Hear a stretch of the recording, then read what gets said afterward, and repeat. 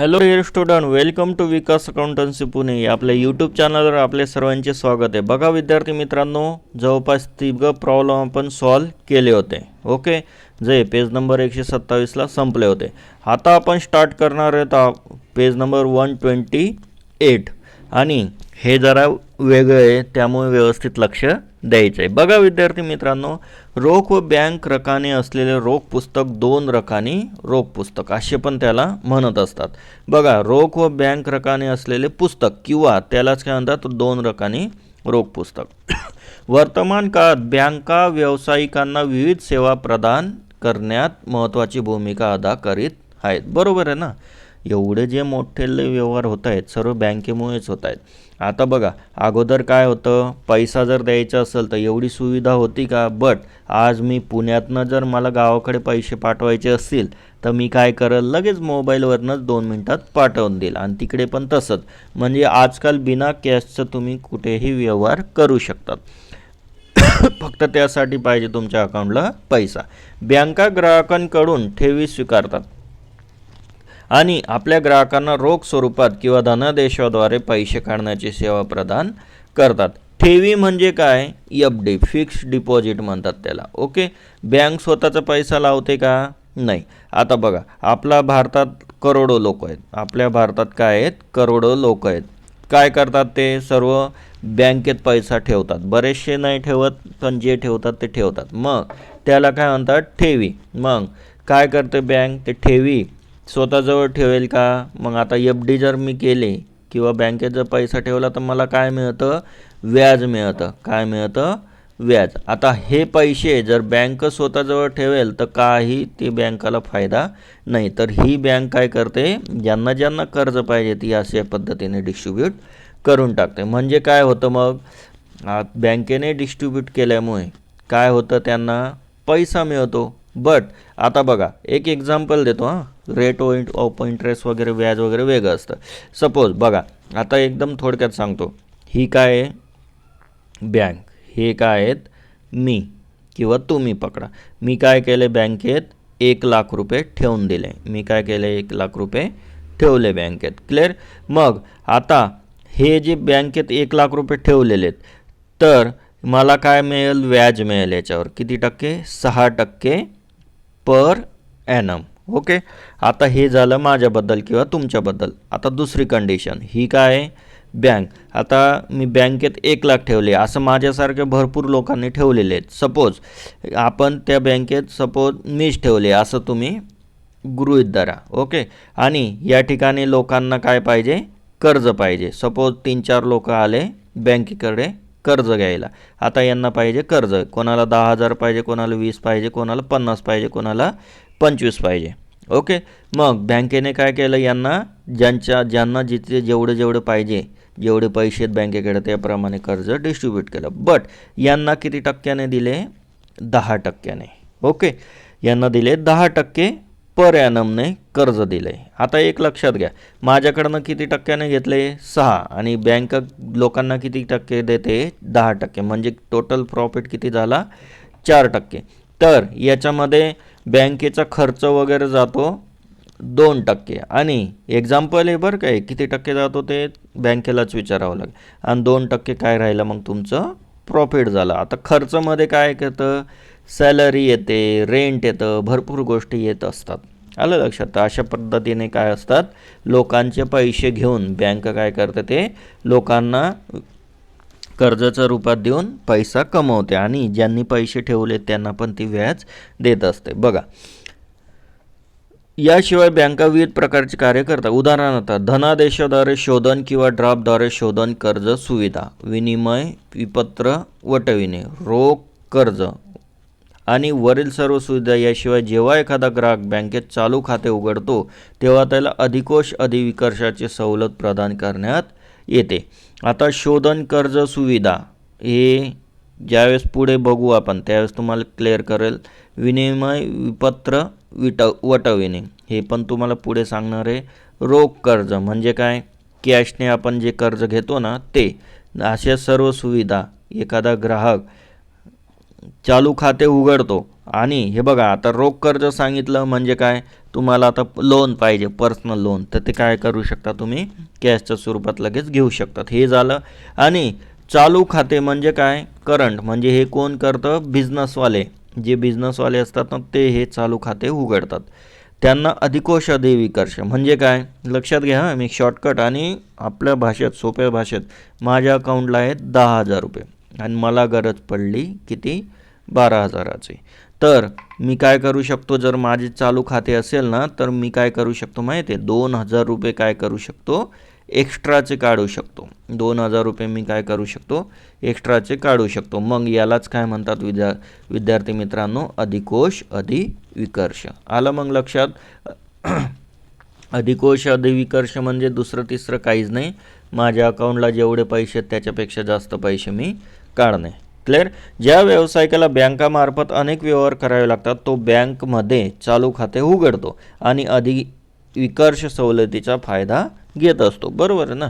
आता मला सांगा, बिझनेसमॅन असेल, त्याला अचानक 10,000ची एक्स्ट्रा गरज पडली तर बँक काय करते, लगेच देऊन टाकते, कारण त्याचं काय आहे, बिझनेसचं अकाउंट आहे, ते चालू खात्याचं आहे. रोख व बँक रकाने असलेल्या रोख पुस्तकातील रकाने.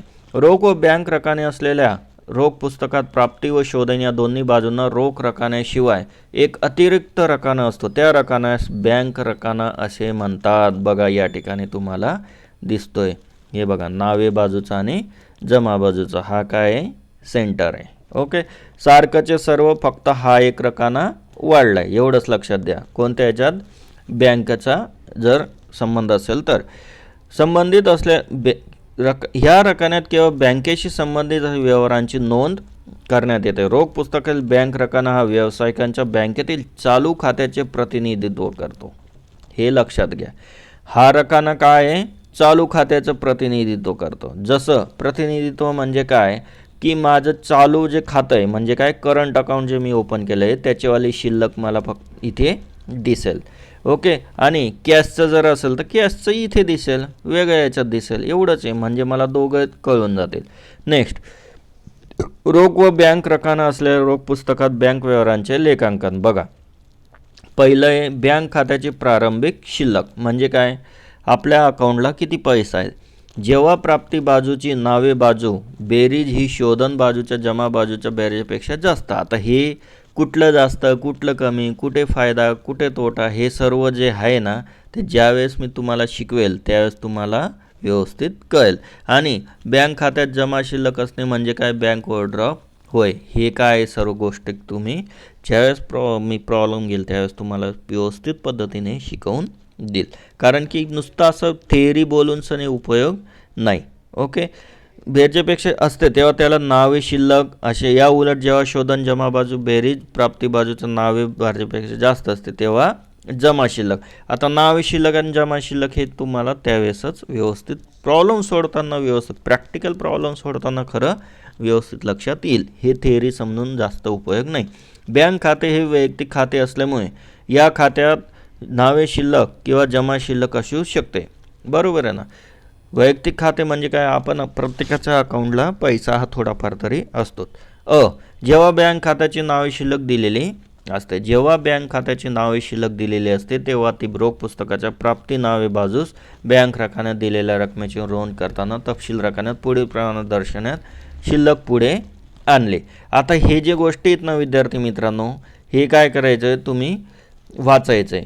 हे वाचल्यामुळे काय होईल, तुमचं जे पण काही डाऊट आहेत ते क्लिअर होतील. बट आता एकच लक्षात घ्या, प्रॅक्टिकल प्रॉब्लेम केल्याशिवाय ह्या थेअरीचा तुम्हाला कळणार नाही. ओके.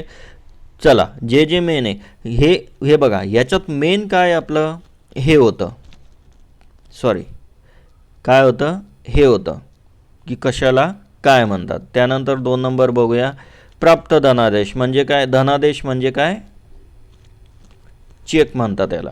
रोख विक्री, कमिशन, लाभांश व व्याज खात्यांचे हिशेब चुकते होणे, स्टेटमेंट ऑफ अकाउंट इत्यादी करिता धनादेश प्राप्त होत असतात. बघा, कॅशने मी माल विकला तर ते काय देऊ शकतात, धनादेश. बरोबर आहे. कमिशन मिळू शकतं तर ते काय मिळू शकतं, धनादेश. हे लाभांश, व्याज, हे काय तुम्हाला बघा, कमिशन काय असतं लक्षात घ्या. आता मी तुम्हाला अगोदर सांगितलं पण असेल, माझी दुकाने इथे 4 सेल्समॅन आहे, म्हणजे काय, विक्री करणारे. मी काय करतो, यांना सॅलरी तर देतोच, बट यांनी जर मला एक्स्ट्रा माल विकून दाखवला ना, तर मी काय देतो यांना, कमिशन. की मला तुम्ही एवढा माल विकल्याच्या नंतर जर एवढं जर जास्त विकून दाखवलं तर मी तुम्हाला कमिशन देईन. त्यानंतर येतो लाभांश. लाभांश म्हणजे काय, डिव्हिडंड म्हणतात त्याला इंग्लिशमध्ये. शेअर मार्केटमध्ये तुम्ही शेअर जर खरेदी केला किंवा एखाद्या पतपेढीचा वगैरे शेअर खरेदी केला तर त्यांना जो पण काही फायदा होतो ना, तर तो काय करतात, ते शेअर होल्डरांमध्ये डिस्ट्रीब्यूट करतात. त्यालाच काय म्हणतो आपण, लाभांश. तर हे काय करायचं, तुम्ही व्यवस्थित समजून घ्या.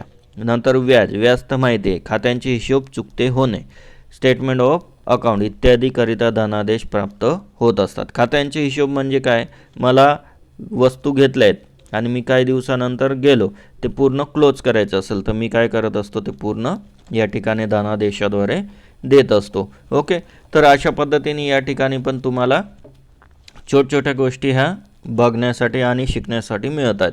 बघा, रेखांकित धनादेश प्राप्त झाले असता. आता रेखांकित म्हणजे काय, हा काय असतो, धनादेश असतो, असा चेक असतो. आणि रेखांकित म्हणजे काय, इकडे असे 2 रेषा मारलेल्या असतात. तुमच्या घरात चेक असेल तो बघा, त्याच्यामध्ये काय काय मेन्शन आहे ते मला कमेंट्समध्ये टाकायचं आहे. जेव्हा रेखांकित धनादेश प्राप्त होतो तेव्हा त्याची नोंद रोख पुस्तकात प्राप्ती बाजूला बँक रकान्यात करण्यात येते. ज्यावेळेस तुमच्याकडे चेक येतो त्यावेळेस काय करायचं, नावे बाजूला आपल्याला लिहायचं असतं. ओके, आणि रोख पुस्तकात आणि कुठले, बँकेच्या रकान्यात. या धनादेशावरील रकमेची नोंद बँक रकान्यात करताना तपशील रकान्यात पुढील प्रमाणे नोंद करण्यात येते. विक्री, व्याज, कमिशन, ग्राहक खाते. बघा, रोज किरण तुमच्याकडे काय, धनादेशाद्वारे जर पेमेंट आलं तर काय लिहायचं, ते बँक. आणि जर कॅश दिली तर इथे कॅश आलं असतं, म्हणजे काय, रोकड आले असते, रोकड नावे. आपण रोजकीर शिकलो आहेत. आणि कसले पैसे आले, विक्री किंवा व्याजचे पैसे आले किंवा कमिशनचे आले किंवा ग्राहक खात्याला. म्हणजे एखाद्या ग्राहकाला मी पैसे उधारीवर माल दिला होता, त्याच्यावाले मला पैसे आले. आलं लक्षात. नंतर पुढचं आपण बघूया, वाहक धनादेश प्राप्त झाले असता. जेव्हा वाहक धनादेश प्राप्त होतो तेव्हा रोख रक्कम मिळाली असे समजले जाते. या व्यवहारांची नोंद रोख पुस्तकाची प्राप्ती बाजूला करताना संबंधित धनादेशाची रक्कम ही रोख रकान्यात लिहिली जाते. बघा, आता एक लक्षात द्या, वाहक धनादेश जेव्हा असतो ना त्यावेळेस रोख रक्कम मिळाली आणि रेखांकितमध्ये काय असते, रोख पुस्तकात प्राप्ती बाजूला लिहितात. आणि जेव्हा रेखांकित प्राप्त होतो तेव्हा त्याची नोंद इथे डायरेक्टली म्हटलेलं आहे. म्हणजे वाहक धनादेश असेल तर रोख रक्कम मिळाली असं त्याचा अर्थ होतो. या व्यवहारांची नोंद रोख पुस्तकात प्राप्ती बाजूला करताना, म्हणजे हे आणि हे सारखंच आहे, फक्त इथे बघा चेंज झालेलं आहे. येतं आहे लक्षात. इथे काय करायचं, रेखांकित असेल तर बँक खाते आणि वाहक जर धनादेश असेल तर रोख खाते, नावे, विक्री, व्याज, कमिशन आणि ग्राहक खात्याला. आलं लक्षात. एवढाच फक्त फरक आहे. पुढे जाऊया. प्राप्त धनादेश त्याच दिवशी बँकेत जमा करण्यात आला. आता जो पण काय धनादेश आला तो काय केला, त्याच दिवशी मी जमा केला. कुठे, बँकेत. सपोज एक ग्राहकने काय केलं, मला धनादेश दिला त्याच दिवशी आणि मी काय केलं, तोच धनादेश लगेच बँकेत जमा केला. तर प्राप्त धनादेश संग्रहणाकरिता बँकेत जमा करण्यात येतात तेव्हा रोख पुस्तकाचे प्राप्त बाजूवर. बघा, मी बँकेत जमा केलं तर काय होईल, सेम. म्हणजे तुम्हाला हे जे दिसत आहे ना, हे सर्वांची एंट्री काय येणार, सेम येणार, काहीच नाही. आता बघा, सर्वात महत्त्वाचं, प्राप्त धनादेश अनादरण म्हणजे काय, चेक बाउन्स होणे. म्हणजे काय, मला कोणीतरी चेक दिला बट त्याच्या अकाउंटला पैसे नव्हते, म्हणून काय होतो, चेक अनादरण होतो. तर अशा याच्यात काय होते, उलटी होते. बघा, उलटी म्हणजे काय, हे नावे येतं हे कुठे जाणार, जमाला, आणि हे जमा येतं हे कुठे येणार, नावे बाजूला. एवढंच फक्त फरक पडतो. ओके, तर याच्यामध्ये मी काय करणार आहे आता, हे असं शिकवण्यापेक्षा काय करेल, ज्यावेळेस आपण प्रॉब्लेम घेऊ त्यावेळेस तुम्हाला नेमकं काय रोज कीर्द येते ते सर्व मी काय करणार आहे, तुम्हाला ते शिकवणार आहे. आलं का लक्षात. आता याच्यामध्ये सर्वात महत्त्वाचं काय राहिलं मग आपलं, हे तुम्ही काय करायचं आहे, जस्ट तुमच्या डोळ्याखालून जायला पाहिजे म्हणून काय करायचं आहे तुम्हाला ते वाचायचं आहे. ओके, पेज नंबर किती 133चा इथपर्यंत वाचायचं आहे. नंतर पुढचं रोख बँक रकाना असलेल्या रोख पुस्तकांचे संतुलन. आता रोख बँक आणि त्यांचं संतुलन कसं करतात ते आपण पण त्यावेळेस प्रत्यक्ष प्रॉब्लेम सॉल्व करताना ते बघणार आहोत. ओके, तर आता महत्त्वाचं काय येतं मग सर्वात शेवटचं एक राहिलेलं आहे ते म्हणजे नेमकं खाते कुठले कुठले असतात. ओके, हे खूप महत्त्वाचं आहे हां. हे व्यवस्थित हे चालू खाते, बचत खाते, मुदती ठेव खाते आणि आवर्ती खाते हे लिहून घ्यायचं आहे. फक्त पूर्ण डिटेल नाही लिहायचे. बघा समजून घ्या. हे बाकीच्या गोष्टी ह्या ज्या वरती गेल्या ना ह्या सर्व मी काय करणार आहे तुम्हाला प्रत्यक्ष प्रॉब्लेम सॉल्व करेल त्यावेळेस शिकवणार आहे. तर लाईक करा, शेअर करा आणि सबस्क्राईब करा. बरं, चालू खाते व्यावसायिकासाठी कोणासाठी बिझनेसमॅनसाठी उपयुक्त आहे, कारण या खात्यात त्या बँक कामकाजाच्या वेळेमध्ये कितीही वेळा रक्कम जमा करता येऊ शकते आणि खात्यातून रक्कमसुद्धा काढू शकतो. सर्वसाधारणपणे या खात्यातील जमा रकमेवर बँक व्याज देत नाही. बघा याच्यात बँक व्याज देते पण याच्यात बँक व्याज देत नाही चालू खात्यात. परंतु चालू खाते असलेल्या खातेदाराला बँकेकडून ओव्हरड्राफ्टची सुविधा मिळते. ओव्हरड्राफ्ट म्हणजे काय? अधिकोष अधिविकर्ष. आता मी तुम्हाला सांगितलं. कमी असतील पैसे बँकेत आणि जास्त मला गरज पडली तर मी काढू शकतो. बचत खाते म्हणजे काय? Fix deposit. ज्या व्यक्तीला बचत म्हणजे काय? चालू खाते म्हणजे काय? Current account. बचत खाते म्हणजे काय? Saving account. याला व्याज मिळते. बघा ज्या व्यक्तीला स्थिर आणि नियमित उत्पन्न हवे अशा व्यक्ती बचत खात्यात ठेवी ठेवतात. साधारणपणे या खात्यात रक्कम ठेवणे व काढणे यावर बंधन असते. याच्यात बंधन नसते, याच्यात बंधन असते. या खात्यातील जमा रकमेवर खातेदाराला एक निश्चित दराने काय मिळते? व्याज दिले जाते. याच्यात व्याज मिळत नाही. या खात्यावर ओव्हरड्राफ्ट सुविधा पण नसते. आलं लक्षात? याच्यात काय आहे? व्याज नाही, ओव्हरड्राफ्ट मिळतं, व्याज मिळत नाही आणि कितीही वेळेस तो पैसे टाकू शकतो किंवा काढू शकतो. याच्यामध्ये काय? तो ओव्हरड्राफ्ट मिळत नाही, पैसे लिमिटेड काढू शकतो, लिमिटेड टाकू शकतो आणि व्याज मिळतं. मुदत ठेव खाते म्हणजे काय? FD. या खात्यात विशिष्ट रक्कम विशिष्ट कालावधीसाठी जास्तीत जास्त व्याज मिळण्यासाठी ठेवण्यात येते. याच्यात जास्त व्याज मिळतं. ओके, तर विशिष्ट काळासाठी म्हणजे काय? आज ठेवले आणि 4 दिवसांनी काढले असं नाही. 1 वर्ष, 2 वर्ष, 5 वर्ष, 10 वर्ष अशासाठी ती ठेवतात. या खात्यातून तो विशिष्ट कालावधी संपण्याआधी रक्कम काढता येत नाही. हे खाते नियमित बँकिंग व्यवहार करणाऱ्यांसाठी उपयुक्त नाही. एकदा ठेवले का विसरून जायचं. मग त्याच्यावर काय मिळतं? व्याज मिळतं.